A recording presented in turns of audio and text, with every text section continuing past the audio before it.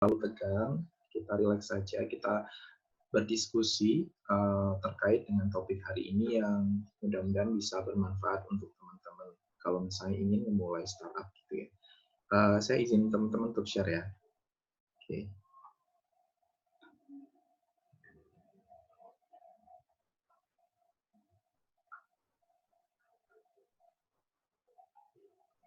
Apakah sudah terlihat? Ya, kelihatan. Ya, kelihatan ya. Oke, teman-teman hari ini mungkin kalau secara sekilas saya ingin sharing terkait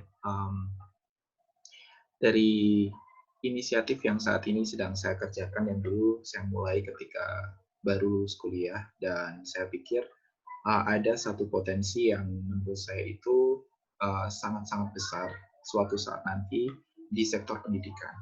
Jadi kalau secara background-nya sendiri, saya dulu S1 di jurusan Bahasa dan Sastra Inggris dari Universitas Negeri Malang, dan sejak semester keempat itu saya sangat aktif di komunitas, terutama di volunteer untuk UM mengajar. Jadi mengajar bahasa Inggris untuk teman-teman kita yang ada di daerah pedalaman di daerah Malang Selatan. Dan sejak saat itu saya juga berkecimpung di dunia-dunia sosial seperti bergabung di komunitas sipwi dan mulai ada satu ketertarikan dengan istilah bisnis sosial tahun 2015. Waktu itu saya sangat-sangat tidak tahu sama sekali apa itu bisnis sosial. Mungkin karena masih dalam status mahasiswa juga, jadi saya masih sangat-sangat kurang riset sekali apa itu bisnis sosial. Tapi beruntung ada salah satu junior saya waktu itu yang memberi program di Singapura namanya Young Social Entrepreneurs. Jadi memang istilahnya itu kayak semacam workshop dan training untuk mereka-mereka yang ingin membuat bisnis sosial gitu. Saya coba ikuti di situ. Saya mulai ada satu keyakinan kalau ternyata dalam dunia pendidikan pun kita sebagai orang yang merasakan pendidikan dalam bahasa Inggris terutama, kita sebenarnya punya banyak peluang untuk membuat suatu inovasi atau apapun itu. Dan itu pastinya tidak hanya dari teman-teman bahasa saja, bahkan dari teman-teman dari jurusan yang lain, dari jurusan IT, semuanya punya kesempatan yang sama untuk membuat suatu karya atau yang mungkin yang saat ini kita bisa namakan sebagai startup gitu kan. Nah, sejak 2015 itu saya udah mulai mengenal istilahnya startup, terutama social entrepreneurs. Dan saya yakin dengan inisiatif Impact Value ini yang bisa dibilang juga social enterprise, yang itu memberdayakan teman yang ingin membuat startup, itu menjadi salah satu wadah yang sangat tepat buat teman-teman itu tidak hanya mengembangkan startupnya, tapi bahkan secara pribadi juga gitu kan. Dan sejak 2016 saya mulai mendirikan Kampung Force bersama teman saya dari Universitas Brawijaya, dan saat itu kita mengikuti program namanya 1000 Startup. Jadi gerakan 1000 Startup waktu itu sangat booming. Mungkin sampai saat ini juga ya, tapi karena pandemi ini mungkin nggak terlalu semasif seperti yang dulu gitu kan. Singkat cerita, saya juga mulai banyak ini sih, suka dukanya juga ya untuk startup itu. Sampai akhirnya saya juga memberanikan diri untuk istilahnya belajar di startup yang lain. Jadi setelah kuliah pun saya sambil membangun startup saya juga bekerja untuk bisnis sosial atau social enterprise yang lain di Malang, yang itu milik Dr. Gamal Albin Said, yang mungkin teman-teman kalau tahu beliau menjadi tim suksesnya Pak Sandiaga. Bisa di situ membantu dalam hal bagaimana kita bisa mendapatkan pendanaan untuk bisnis sosial beliau. Ya, sebenarnya simpel sih teman-teman. Kayak kita itu bikin satu inisiatif yang membuat warga di daerah pinggiran di Kota Malang itu yang mungkin agak kesulitan untuk dapetin akses pelayanan kesehatan, mereka cukup nyetorin sampah tiap minggu. Gitu. Jadi itu namanya programnya klinik asuransi sampah. Dan itu sudah mendapatkan penghargaan banyak sekali di dalam maupun di luar, salah satunya dari Presiden Rusia, terus juga dari Pangeran Charles. Jadi saya waktu itu banyak sekali pengalaman terkait bisnis sosial yang saya dapatkan, bahwa ternyata yang saya belajar itu kita itu ternyata bisa loh untuk membuat satu inisiatif yang sebenarnya itu orang-orang mungkin mikirnya sepele ya, tapi itu tuh sangat berdampak dan um, itu juga bisa dibilang satu inisiatif yang ternyata dari perspektif global atau masyarakat di seluruh dunia itu sangat-sangat appreciate atau sangat-sangat menghargai gitu. Jadi itulah kenapa saya mulai memahami lebih dalam kalau membuat suatu startup atau mungkin social business itu tuh banyak sekali manfaat yang bisa kita dapatkan, tidak hanya untuk diri sendiri secara ekonomi, tapi juga untuk orang-orang sekitar kita. Dan saya bergabung di perusahaan selanjutnya di fintech, di financial technology. Saya ada misi untuk memahami kalau misalnya di dunia startup kan pastinya kita tidak terlepas dengan namanya teknologi. Pastinya kita juga tidak terlepas dengan namanya tren dan isu saat ini apa aja yang terjadi di startup. Dan untuk bisa meningkatkan skill yang saya mungkin masih belum punya karena saya bukan dari anak ekonomi, apa aja sih yang harus saya persiapkan gitu kan. Jadi saya memberanikan diri waktu itu untuk gabung di fintech yang ada di Jogja, yang mereka itu fokus di menghubungkan orang-orang yang ingin berinvestasi di dunia forex atau falas dengan uh, namanya experience trader, jadi atau trader yang udah sangat profesional di situ. Saya di situ saya sebagai chief of marketing waktu itu dan masih tetap bergelut di dunia fundraising untuk investor. Dan hingga akhirnya saya memberanikan diri untuk keluar dan saya membangun Kampung Pos lebih kuat lagi. Setelah ini saya mungkin akan saya ceritakan journey terkait Kampung Posnya. Dan saat ini saya juga sebagai konsultan dan incubation manager di DLI Adventure, yang itu saya sangat dekat juga dengan teman-teman mahasiswa di Universitas Malang, karena saya menyadari kalau mereka itu sebenarnya punya ide yang luar biasa, tapi mungkin nggak terlalu banyak orang yang dengar atau mungkin banyak orang yang menyepelekan gitu kan. Padahal kalau misalnya kita kasih mentoring, terus kita juga kasih pendanaan mungkin ya, itu inovasi yang bagus itu bisa kita komersilkan atau istilahnya bisa kita uh, kembangkan jauh lebih berdampak gitu kan. Dan saya yakin teman-teman di sini yang datang hari ini atau sebelumnya di webinar Impact Value pasti juga udah punya banyak ide-ide cemerlang yang ingin dikembangin gitu kan. Dan saya juga saat ini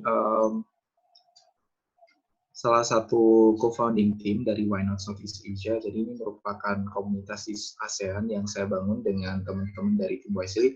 Dan kebetulan di sini ada rekan kerja terbaik saya juga, ada Mas Aulia yang dulu kita satu program di Wisely Academy Fellows tahun kemarin di Crown. Dan ya dari situ akhirnya ada satu inisiatif yang dari alumni itu kita ingin istilahnya biar nggak putus lah ya istilahnya pertemanan ini, terus juga kita tetap bisa berdampak juga ke lingkungan di negara maupun di ASEAN gitu kan. Akhirnya ada inisiasi namanya Why Not. Jadi itu yang saat ini juga sedang saya kembangkan. Ada 3 hal yang menjadi fokus saya juga untuk saat ini untuk saya kembangkan. Jadi dari startup saya sendiri di Kampung Force, saya juga part of DLA Adventure di Incubation Manager, dan juga yang terakhir di Why Not di komunitas di Southeast Asia. Nah, sekarang saya mau bahas cerita terkait Kampung Force ya teman-teman. Jadi kan karena tema hari ini itu sebenarnya kita bahas terkait edtech atau mungkin bahasa simpelnya startup yang ada di bidang pendidikan dengan menggunakan teknologi. Dulu itu kalau di Kampung Kos sendiri itu 2016, kita itu benar-benar masih belum paham banget tentang startup. Walaupun saya sebelumnya itu juga ikut salah satu workshop dan training di Singapura 2016. Tapi kita itu hanya bermodalkan grup Line dan juga grup Facebook. Yang itu alhamdulillah ternyata dari segi konten yang kita up di Facebook, di Line, itu tuh kita ada follower kalau nggak salah 19.000. Dan waktu itu kita misinya sih simple ya, karena kita sendiri itu dulu starting point-nya itu di kampung Inggris. Oh ya, jadi teman-teman kalau kamu sendiri ini bisa diibaratkan kayak Tokopedia untuk booking kursusan yang ada di kampung Inggris. Jadi marketplace untuk teman-teman yang mau booking kursus yang ada di kampung Inggris. Cuman misi kita itu harapannya ke depan itu kita ingin mengkonekkan 29.000 jenis kursus yang ada di Indonesia. Jadi tidak hanya di kampung Inggris. Nah, kita mulainya itu dengan hal yang sangat kecil dulu 2016. dengan bikin line group, Facebook fan page, kita melihat ada interaksi di situ, orang udah mulai penasaran untuk pergi kampung Inggris dengan cara kontak kita lewat Facebook dan juga lewat WhatsApp. Dari situ kita mulai keteteran karena semakin banyak orang yang yang istilahnya order, dan itu tapi kayak kita tuh nggak sistematis gitu kan, karena di Facebook sendiri kayak harus scroll down, scroll up gitu kan, harus cari info-info dari lembaga khusus ini, program khusus ini gitu kan. Terus belum lagi kalau misalnya ada banyak lembaga khusus di situ gitu kan. Jadi akhirnya 2017 itu kita di awal berpikir kalau kita cukup punya tim sama platform doang sebenarnya. Itu kita udah bisa bikin startup. Nah, waktu itu kita pikirnya kayak gitu. Maka dari itu 2017 ada 3 orang, ada saya, ada founder saya yang saya menjadi CEO, dan ada satu orang yang di bagian IT. Namun masnya udah nggak sama kita lagi. Jadi kita kepikiran kayak hanya ada 2 hal sih yang perlu kita siapin, yaitu tim, pokoknya ada orangnya yang ngurusin, sama platform. Nah, waktu itu platform yang kita pikirkan, karena kita melihat ada permintaan yang sangat tinggi orang-orang ke kampung Inggris dan booking ke kita, akhirnya kita launching atau kita rilis website kita yang pertama. Kita bilang istilahnya MVP ya, kalau di dunia bisnis itu biasanya, atau minimum viable product, atau istilahnya satu platform yang membuat orang itu seenggaknya tahu wujud kita itu seperti apa gitu. Jadi alhamdulillah 2017 itu kita spending hanya sekitar 1.200.000 kita untuk meng-hire IT, karena saya dan teman saya kebetulan juga belum terlalu bisa IT, dan CTO kita kebetulan juga tidak bisa fokus di kita lagi, jadi akhirnya kita cuma berdua, dan waktu itu kita udah punya platform. Nah, cuman setelah kita itu memakai platform itu sebagai salah satu cara untuk orang akhirnya bisa lebih booking secara cepat, kita menemukan banyak hal lain yang ternyata itu harus kita siapin, resource lain harus kita siapin, yaitu adalah ternyata kalau dalam membuat suatu startup atau usaha, kita tuh butuh juga teman-teman yang namanya brand awareness. Orang juga ingin tahu lebih luas kita ini siapa dan apa yang kita lakukan, bagaimana kita bantu teman-teman yang mau ke Pare. Terus juga dengan adanya isu di Pare yang ternyata banyak orang yang ketipu karena lembaga itu memakai nomor rekening pribadi. Jadi kita berpikir kalau ternyata membuat startup pun juga butuh yang namanya legal entity atau legal secara hukum. Jadi pada waktu itu kita mulai berpikir kalau nggak tahu gimana caranya kita harus kayak save uang yang kita dapat dari booking ini untuk bisa kita amankan terlebih dahulu status legalitas kita gitu. Tapi ternyata setelah kita udah dapat legal entity itu per Desember 2018 akhir, kita mulai berpikir kalau ternyata kayaknya juga nggak bisa juga ya kalau kita itu ngembangin suatu platform kayak kita tuh sendirian gitu kan, pasti kita butuh yang namanya partner. Kita mulai kepikiran untuk partner dengan berbagai macam lembaga kursus yang lain, termasuk juga dari kampung Inggris yang lain, dan terutama alhamdulillah kita di-approve sama salah satu platform dari Tennessee dari Amerika yang dia itu yang bisa ngebantu lembaga kursus di Pare ini, istilahnya ada satu kelas online sama native speaker di Amerika. Karena kita melihat kalau di Pare itu, sebenarnya dalam kegiatan sehari-harinya itu, ada sekitar 5 kelas ya teman-teman, mulai jam 5 pagi sampai jam 11 malam. Itu tergantung sih jadwalnya kayak gimana. Dan satu hal yang mungkin menjadi demand terbesar atau permintaan terbesar di sana, tapi masih belum banyak supply yang berdatangan, itu adalah ketersediaan native speaker. Yang mana kita tahu kalau belajar bahasa Inggris kadang kalau tanpa native speaker mungkin nggak terlalu asik juga ya. Kita pasti butuh orang yang emang asli penutur bahasa itu gitu. Jadi ada partner dari Amerika namanya Apto yang itu membantu kita akhirnya bisa istilahnya ngasih fasilitas ke lembaga kursus yang kalau misalnya dalam satu hari ada 5 kelas, enggaknya ada satu kelas yang itu sama native speaker. Jadi kita mulai berpikir kalau partner juga penting. Dan pastinya juga ada sistem ya, automatic system. Dan itu kayak misalnya sistem di sini itu sesimpel kayak kalau misalnya ada customer yang nanya terkait khusus ini, kita harus jawabnya kayak gimana. Terus kalau misalnya ada order yang masuk, itu prosesnya kayak gimana. Mulai dari sign up di website kah, atau mungkin langsung kontak ke CS-nya, atau mungkin kita harus melakukan pembayaran dulu, dan lain sebagainya. Yang mana kalau di Kampung Pos sendiri itu, kita ada satu sistem, jadi teman-teman yang mau ke Pare, itu teman-teman bisa DP 20%. Jadi kayak pelunasannya itu bisa langsung di lembaga khusus, dan itu kita bisa bilang kita yang mungkin yang pertama kali ya waktu itu nih menginisiasi ada sistem DP, karena hampir semua platform yang lain yang model kayak KJ ini mereka itu ngasih biaya administrasi untuk lembaga yang mau promosi di platform atau websitenya gitu kan. Sementara kalau dari kami kan tidak kayak gitu, jadi kita lebih kasih karena sistem kerja sama kita itu adalah komisi dan kita ada DP. Jadi itu yang kita terapkan sama lembaga kursus. Dan yang terakhir itu pastinya ada juga capital atau modal. Pastinya kita juga punya satu misi dan visi yang besar ke depan, dan modal ini bisa menjadi hal yang memang sangat-sangat penting untuk baik untuk pengembangan dari segi platformnya maupun dari segi human resource-nya atau dari timnya. Kita hire orang, terus juga kita juga waktu itu sempat ketipu satu software house company yang kita udah spend sekitar 15 juta, tapi tidak ada hasilnya. Kita juga pernah, dan sampai sampai ketiga kali sih kita revisi untuk website, dan sekarang alhamdulillah dari salah satu program inkubasi yang saya ikuti di Jakarta, kita dapat CTO per bulan Mei 2020 ini. Dan kita juga mulai scale up jauh lebih cepat sekarang. Di era pandemi ini, semua kursusan yang offline itu kita langsung adaptasikan untuk online, dan mereka tetap bisa survive. Dan dari tutornya pun juga kita kasih kesempatan buat mereka untuk ngadain kelas private kalau misalnya ada kayak gitu. Jadi secara umum memang kalau bisa saya simpulkan ya teman-teman, kadang untuk membangun suatu bisnis itu kita emang harus berpikir dulu ya, kayak nggak boleh langsung eksekusi tanpa ada plan gitu. Karena kalau kita gagal untuk merencanakan, itu sama dengan kita merencanakan gagal gitu kan. Jadi hal yang perlu kita lakukan di awal itu emang maksudnya walaupun kita mungkin masih belum terlalu paham terkait bisnis, ya kita juga harus tahu beberapa pertimbangan-pertimbangan dalamnya. Yang kalau menurut saya di sini itu ada 3 hal pertimbangan itu.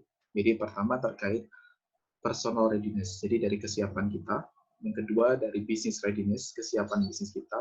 Dan yang ketiga dari investor readiness, dari kesiapan pihak luar atau investor yang nanti kemungkinan akan menginvest ke kita. Nanti akan saya share secara detail.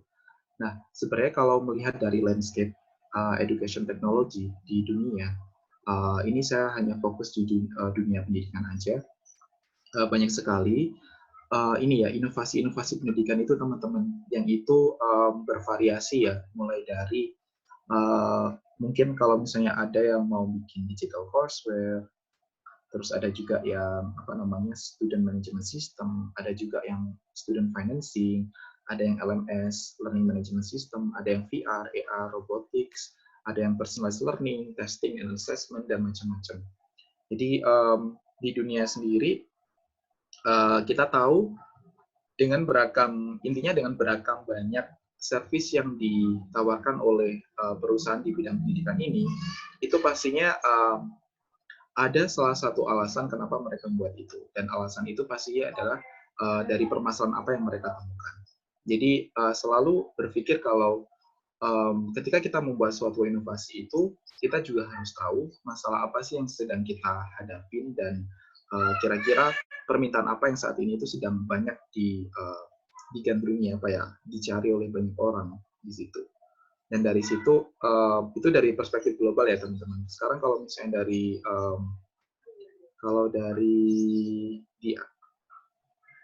scope edtech-nya tadi yang seperti saya bilang tadi, ada yang LMS, Learning Management System. Jadi kayak biasanya itu guru dan murid bisa share materi, terus juga ada yang berinteraksi secara online di forum channel, terus ada yang e-learning atau online course, terus ada yang MOOC, teman-teman mungkin tahu kayak Coursera, terus juga ada Ruang Guru, itu yang paling top player juga di Indonesia. dan masih banyak lagi pastinya. Dan itu ini beberapa scope atau apa ya, bidang-bidang atau sektor-sektor yang biasanya dari startup di bidang pendidikan itu kebanyakan mereka itu bakalan sasar gitu. Dan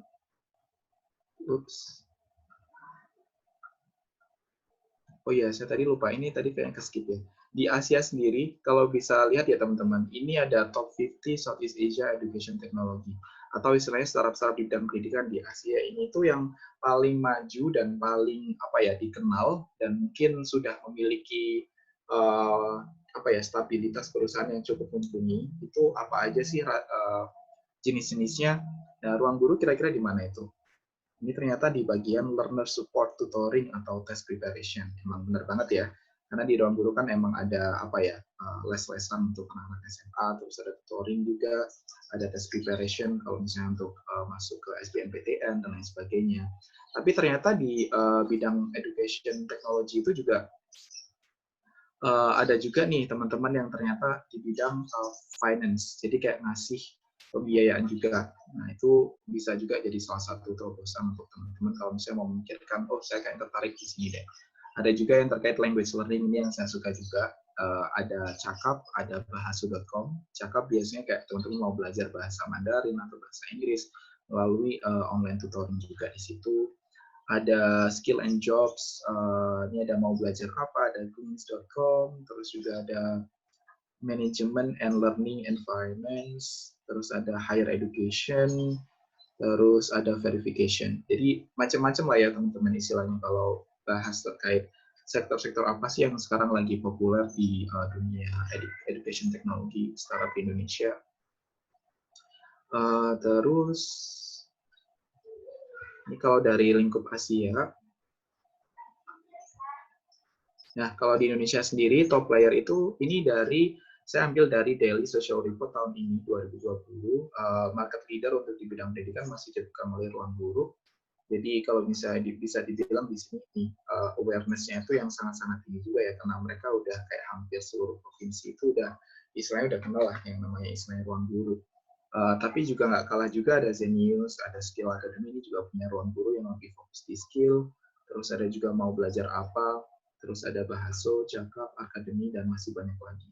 Jadi kalau misalnya teman-teman cermati di sini itu banyak sekali inovasi-inovasi yang dibikin anak bangsa di Indonesia yang mereka itu menawarkan istilahnya pembelajaran secara online, baik itu untuk anak pelajar, siswa SMP, SMK, SD bahkan, atau belajar bahasa, atau mungkin biasanya juga terkait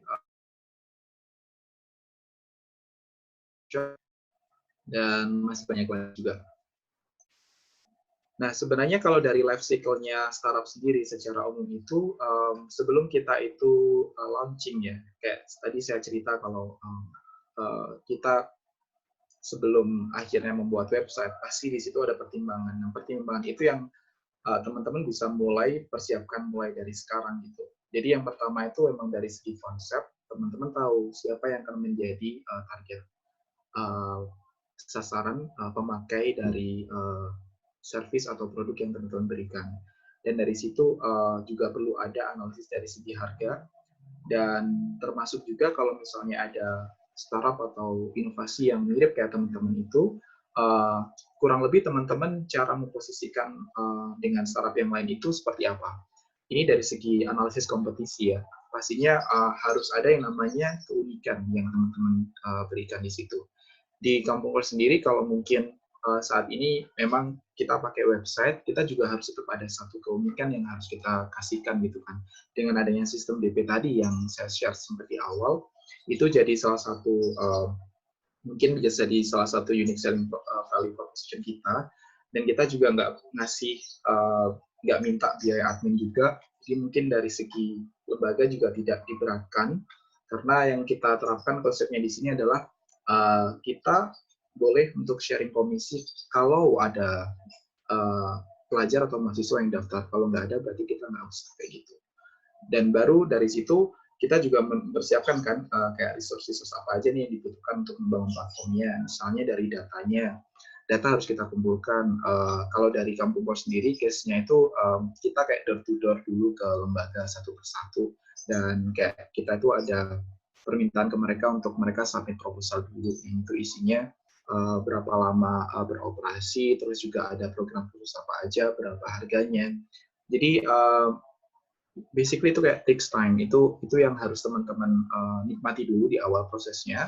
Jadi kayak nggak boleh kayak langsung tiba-tiba launching. Pastinya di awal itu banyak banget yang harus dipersiapkan, riset dulu pasarnya, harganya, kompetitornya, sampai akhirnya resource apa yang dibutuhkan sebelum kita membuat platform kayak gitu. Dan itu pun nanti kalau misalnya udah jadi websitenya, saya yakin teman-teman pasti juga menemukan banyak mungkin misalnya kayak komplain atau mungkin juga ada saran-saran baru yang ingin dikembangin lebih maju lagi dari segi platformnya, misalnya dari sistem pembayaran, terus juga ada apa namanya fitur chatbot mungkin di bagian kanan pojok bawah dari situ. Nah itu yang akhirnya mulai banyak nih kayak pemikiran untuk skill atau istilahnya ngembangin platformnya jauh lebih otomatis, jauh lebih cepat, dan orang-orang jauh lebih banyak yang datang juga di situ. Jadi sampai akhirnya nanti teman-teman punya satu sistem yang itu udah otomatis, dan mungkin ketika nanti udah memulai mendapatkan banyak profit, teman-teman juga bisa mulai memikirkan untuk gimana nambah tim, terus juga mungkin juga mulai kepikiran untuk apa namanya buka investment kayak gitu. Nah, tapi masalahnya kalau di mahasiswa itu sendiri yang saya temui, kayak anak-anak mahasiswa itu kebanyakan rata-rata mereka full of excitement. Kayak mereka itu udah, ini keren banget produk aku, ini app aku udah keren banget, ini website aku udah benar-benar yang paling top lah daripada yang lain. Padahal mereka itu kadang nggak sadar kalau ternyata nggak ada pasar yang butuhin produknya.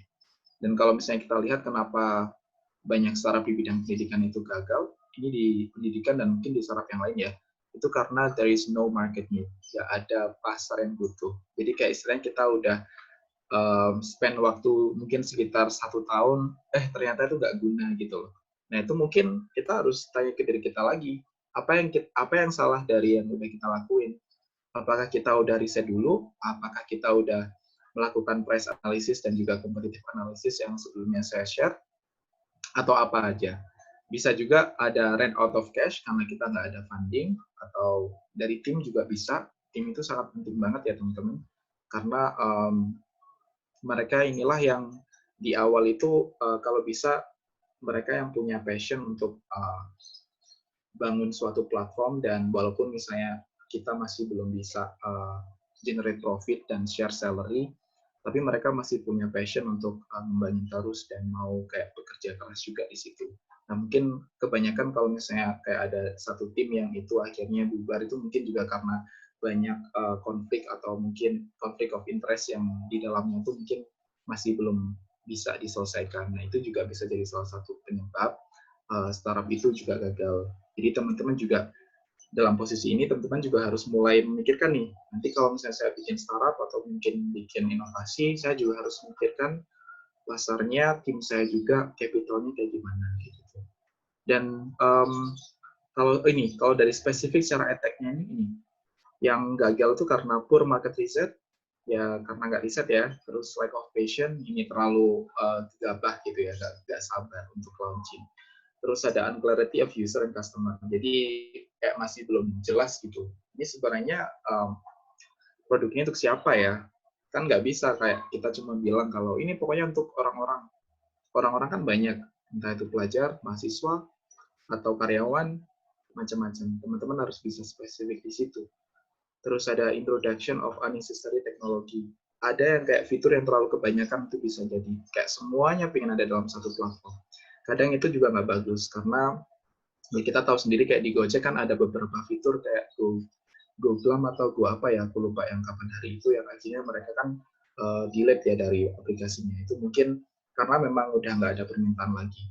Jadi saya sarankan teman-teman jangan terlalu muluk-muluk dengan banyak fitur dulu, harus punya satu pertimbangan yang sangat-sangat kuat dan riset yang dilakukan sebelumnya juga sebelum menentukan fitur apa yang mau ditaruh di dalam platformnya. Terus juga ada lack of transparency and features involvement. Mungkin dari segi ini ya, keterlibatan guru dalam dunia pendidikan itu sebenarnya sangat-sangat tinggi walaupun kita memakai teknologi. Itulah kenapa kadang walaupun ada online course tetap harus ada kayak direct interaction dengan teacher untuk memastikan kalau apa yang ada dalam satu platform itu tuh juga bisa diperkuat dengan penjelasan dari guru juga. Karena dari perspektif pembelajar pastinya juga mereka ingin dengar langsung dari perspektif edukator. Too many app features seperti yang saya bilang tadi dan juga insufficient user training. Mungkin dari segi pemakainya mereka juga masih agak bingung untuk mengoperasiin app-nya seperti apa. Yap. Terus, nah kalau misalnya yang sukses nih, kenapa kok bisa sukses? Pertama itu ternyata karena timing teman-teman. Jadi bukan karena pasar yang besar juga, timing. Kalau misalnya kalau misalnya katakanlah Zoom itu nggak launching tahun ini, mungkin orang-orang nggak bakalan tahu kalau misalnya um, ada platform yang kayak sekeren Zoom ini. Tapi kalau Zoom launching tahun ini, itu bisa dilihat berapa juta orang udah pakai Zoom. Itu karena timing juga gitu kan. Orang sekarang udah bertransisi dari yang semua offline, sekarang menuju online. Jadi kayak platform-platform untuk conference, webinar itu udah mulai bermunculan. Jadi dari timing pun itu juga menjadi salah satu faktor suatu startup itu akhirnya dari yang semula kayak kecil banget itu. Karena ada timing yang tepat, orang pada butuh banyak banget, itu bisa langsung, growth-nya langsung cepet banget. Mungkin bisa sampai 1000% kali ya. Ada team and execution, dari timnya juga. Terus ide ini biasanya punya satu keunikan juga ya, yang dari pasar itu, oh ini kayaknya sesuatu yang baru, yang belum aku pernah dengar sebelumnya. Bisnis model juga, ada yang mungkin berbayar kayak paketan kayak di ruang guru kayak itu, ada juga yang mungkin subscription dalam 1 tahun, macam-macam ya.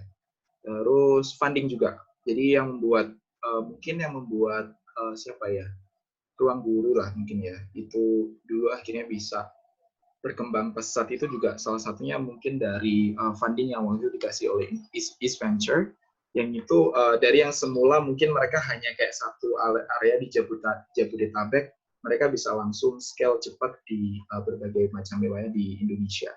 Dan itu juga karena funding, itu bisa jadi salah satu faktor yang besar juga.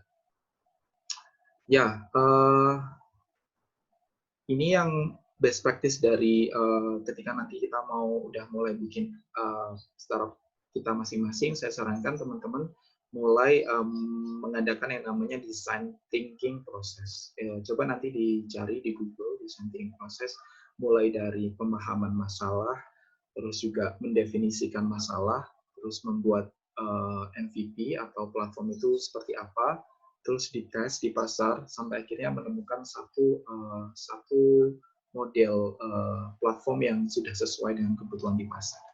Terus jangan lupa juga ada sistem di dalamnya pastinya. Jadi kalau misalnya teman-teman, let's say teman-teman mau bangun platform kayak Ruang Guru yang versi di Palu misalnya kayak gitu.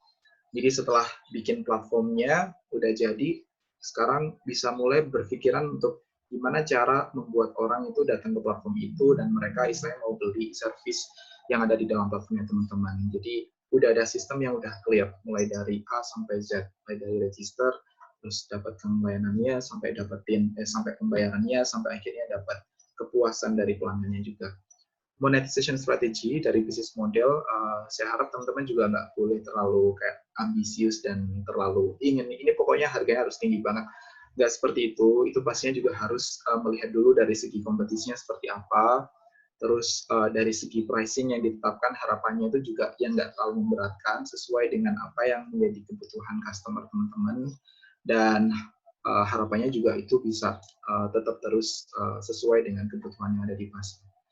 Terus yang terakhir, adapt to change and on customer and product. Ini maksudnya selalu beradaptasi dengan perubahan. Kalau misalnya ada permintaan yang berbeda dari customer, mungkin take your time, diskusi dulu. Kira-kira kalau misalnya nanti ada fitur yang baru kita launch, kemungkinan ini bakalan diterima oleh banyak orang itu seperti apa? Apakah ini tuh bisa benar-benar menjawab kebutuhan mereka atau enggak? Itu sebelum teman-teman launching fitur yang baru, itu saya sarankan untuk ada diskusi dalam satu tim terlebih dahulu untuk menentukan pro and cons-nya seperti apa begitu. Nah, so let's start. Intinya kalau yang pertama saya ingin teman-teman itu punya entrepreneur mindset ya. Jadi beda mindset antara pedagang sama kalau pedagang yang penting bahannya udah selesai. Tapi kalau entrepreneur itu mereka seperti yang saya bilang tadi, mereka nggak hanya mikirkan diri mereka dan juga platformnya atau produknya, tapi mereka mikirin apa lagi? Partner, ada awareness dari brandnya, terus juga ada mungkin terkait marketingnya, terus juga ada legalnya, dan juga ada capital atau funding dan lain sebagainya. Jadi menjadi seorang entrepreneur itu pasti mindsetnya juga harus benar dulu. Dan memahami kalau, seperti memahami juga kalau di Indonesia itu hampir 70% startup yang sudah mendapatkan funding yang pertama itu gagal. Jadi bisa dilihat banyak sekali hal-hal yang kemungkinan bakalan terjadi ke teman-teman. Nah, kalau misalnya teman-teman saat ini belum punya yang namanya entrepreneurial mindset sejak duduk di bangku kuliah, nah itu bisa jadi nanti terlalu senang dengan produknya. Jadi kayak akhirnya nggak terlalu membuka diri lagi gitu kan. Padahal as an entrepreneur kita juga harus selalu belajar untuk gimana sih kita harus ngembangin produk ini, terus mencari partner, mencari funding, membuat produk ini semakin luas, nggak hanya di satu wilayah, bahkan di seluruh Indonesia.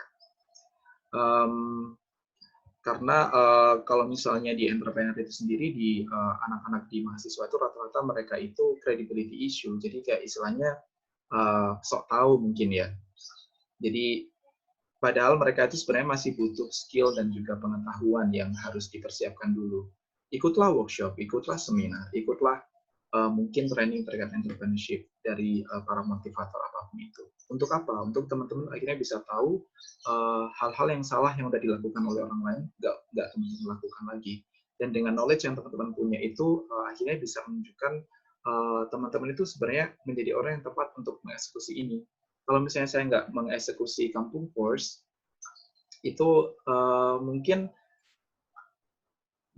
apa ya, karena saya dulu di sini kan background-nya dari bahasa Inggris gitu kan. Jadi saya sebenarnya juga punya banyak knowledge terkait gimana sih untuk mengajar anak-anak terkait bahasa Inggris, karena saya dulu selama 3 tahun juga ngajar bahasa Inggris gitu kan. Tapi yang berikutnya yang menjadi tantangan saya berikutnya adalah gimana orang itu lebih percaya saya itu nggak hanya sebagai guru bahasa Inggris, tapi juga founder dari Kampung Force yang itu memberdayakan semua guru bahasa Inggris juga maupun lembaga khusus bahasa Inggris. Jadi dari segi kredibilitas saya tetap juga harus belajar gimana sih cara bikin bisnis bahasa Inggris ini jauh lebih luas dan orang-orang lebih percaya ke saya juga, tidak hanya sebagai guru tapi juga sebagai orang-orang yang memang fokus di entrepreneurship gitu kan. Terus yang kedua itu problem kedua terkait ignorance dan no comment sensitivity. Jadi kayak nggak peduli gitu tadi. Terus kayak nggak ada kepekaan juga terkait misalnya ada platform yang sama nggak terkait platform yang aku bikin saat ini. Bisa jadi teman-teman bikin saat ini ada orang lain udah launching sejak 2 tahun yang lalu gitu kan. Tapi teman-teman kayak nggak peka gitu atau misalnya nggak mau tahu. Nah itu yang mungkin banyak juga terjadi di mahasiswa ya, kayak istilahnya nggak mau tahu. Yang penting launching. Itu juga sangat-sangat riskan juga. Yang ketiga, full of excitement. Jadi to love with the product. Terlalu senang dengan produknya. Belum divalidasi dulu, belum dites dulu di pasar, belum dites dulu ke teman-temannya, ke orang-orang di sekitarnya, kayak gitu. So, the last one is about the solution. Itu lebih ke ini, 3 hal. Yang saya bilang tadi ada personal readiness, business readiness, investor readiness. Yang pertama itu is all start with you. Jadi semuanya ini ternyata bermula dari diri kita sendiri dulu ya teman-teman. Untuk menunjukkan kredibilitas dan akuntabilitas kita itu, kita harus nanya diri sendiri terlebih dahulu kali ya. Passion kita di mana ya? Terus topik yang kita sukai itu apa ya sebenarnya? Kalau saya mungkin di bahasa Inggris, kalau mungkin teman-teman di mana? Apakah di kesehatan atau mungkin di yang lain? Terus skill apa yang udah kita punya? Nggak mungkin kan kita melakukan sesuatu tanpa punya skill, itu sama aja dengan bunuh diri gitu kan. Kalau misalnya tadi, dulu waktu saya bangun Kampung Course, saya nggak ada skill digital marketing. Jadi saya menyadari saya nggak bisa. So what I need to do is I need to learn, I need to go to another company. Aku perlu belajar di perusahaan yang lain juga. Sampai akhirnya kan saya waktu itu memutuskan untuk join di startup di fintech dan belajar digital marketing di situ dan ada pencapaian juga di situ. Jadi dari segi skill saya udah istilahnya punya bekal lah untuk itu. Terus apakah kita udah punya pengalaman? Apakah kita udah punya pencapaian? Dan kalau misalnya kita mau membangun inovasi di bidang pendidikan, apakah kita udah paham industri ini? Apakah udah cukup? Nah, semuanya itu yang harus kita tanyakan ke diri kita sendiri dulu. Yang paling utama sih emang kita udah punya passion itu sendiri sih, dan punya komitmen untuk mau siap untuk gagal maupun sukses juga. Dan yang kedua itu dari it starts with your team, dari tim teman-teman. Dan untuk membuat suatu tim itu sendiri pastinya banyak sekali konflik yang mana menurut saya itu juga normal selama nanti ujungnya ada satu kesepakatan bersama. Misalnya terkait visi, misi, value, terus juga bagaimana teman-teman bisa mengenal satu sama lain, seberapa dalam, kalau misalnya ada konflik of interest di situ, kira-kira apa aja yang perlu bisa diselesaikan, terus ada culture apa yang ingin dibangun dalam satu tim, terus ada SOP apa yang mau diterapkan dalam satu startup teman-teman, ada target apa yang ingin dicapai, termasuk juga timeline seperti apa yang ingin dicapai juga dalam 1 bulan, 1 tahun, 2 tahun, 3 tahun. Semuanya kembali lagi ke tim. Dari situlah teman-teman harus benar-benar bisa sensitif atau peka dengan kebutuhan di tim, dan ini mau dibawa kemana. Dan yang terakhir itu, it starts with why are you making this? Kenapa sih kok teman-teman ingin membuat startup ini? Pastinya ada the story behind innovation. Ada suatu mungkin experience atau masalah atau mungkin cerita yang teman-teman itu dulu terinspirasi, akhirnya teman-teman tergerak untuk membuat inovasi ini. Apakah teman-teman udah tahu hal itu? Kalau ya, saran saya mungkin bisa di list point by point apa aja sih masalah yang teman-teman rasakan saat ini yang perlu diselesaikan. Dan kalau misalnya teman-teman menyasar ke salah satu target orang, itu mereka persona atau karakteristiknya seperti apa. Dan kalau misalnya mereka nanti pakai produk atau solusi dari teman-teman, kira-kira udah bantu nggak kayak gitu. Terus kalau dari segi jangkauan pasar, apakah banyak yang nanti butuhkan ini? Terus apa kita punya keunikan juga, dan bagaimana kita melihat startup kita dalam 5-10 tahun ke depan? Apakah kita masih bisa bersaing atau kita bisa mati dalam waktu 5 tahun ini? Semua itu kita refleksikan kembali lagi ke tim untuk menanyakan kenapa, why, kenapa kita membuat ini. Jadi selalu sensitif dengan hal itu. Ya, paling kalau dari saya itu ya teman-teman, nanti saya open untuk pertanyaan aja. Oke, terima kasih.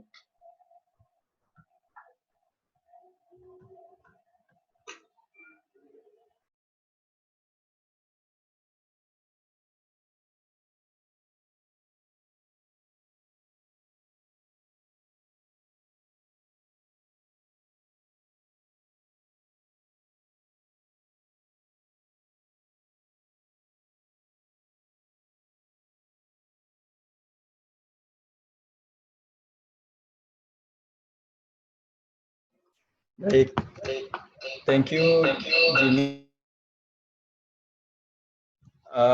for sharing, luar biasa sekali ya.